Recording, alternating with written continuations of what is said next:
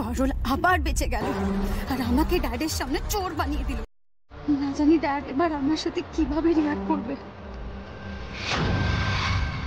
এই পারুলকে সৌমিত্র যত ফেভার করছে তত আমার মন কিন্তু অন্য কথা বলছে। এরকম করতে করতেই না একদিন বাবা মেয়ের সম্পর্কটা বেরিয়ে পড়ে। পারুলকে সৌমিত্র থেকে দূরে সরাতেই হবে। হ্যাঁ হয়ে গেছে।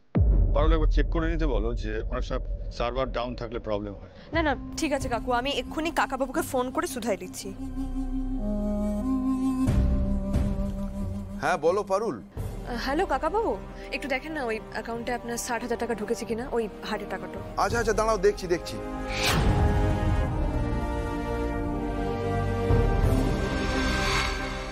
হ্যাঁ হ্যাঁ পারুল, এই মাত্র সৌমিত্রর অ্যাকাউন্ট থেকে 60,000 টাকা ঢুকেছে। যাক, টাকাটা ফাইনালি উদ্ধার করতে পারলে। আচ্ছা কিভাবে হলো, মানে ওনারা কি এক কথাতেই রাজি হয়ে গেলেন? আমি সব বলবো আপনাকে, বাড়ি ফিরি তারপর আপনাকে সবটা বলছি। আচ্ছা আচ্ছা আচ্ছা আচ্ছা ঠিক আছে ঠিক আছে। কিন্তু সেরিন, তুমি এই কাজটা করলে কেন? এরকম কাজ করে তোমার কি লাভ হলো? কেন করলে? আর কেন করবে কাকু, পুরো উদ্দেশ্যই হচ্ছে আমাকে প্যাচে ফেলা, সেই লিগেই করেছে। আচ্ছা তুমি কি দোকানে ছিলে? না আমি সবসময় ছিলাম নাই, তবে বসুবাড়ির সবার এগেনস্টে গিয়ে আমি বৌদিদিকে দোকানে যেতে বলেছিলাম। তাই যদি একবার বৌদিদিকে সবার সামনে মিসফিট বলে প্রমাণ করা যায় তাহলেই আমার হার হয়, তাহলে বাড়িতে সবাই আমাকে কোণঠাসা করবার একটা সুযোগ পেয়ে যায়। এটা তো চেয়েছিল সিরিনকে, কোনোভাবে আমার মুখটা পোড়াতে চেয়েছিল।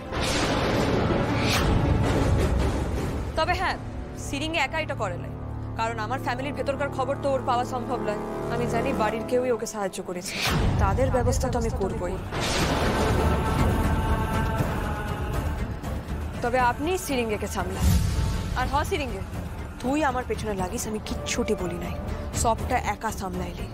কিন্তু খবরদার, আমার ভালো মানুষ বৌদির যদি একটাও ক্ষতি করবার চেষ্টা করেছিস তাহলে কিন্তু আমি ছাড়বো নাই। চলো।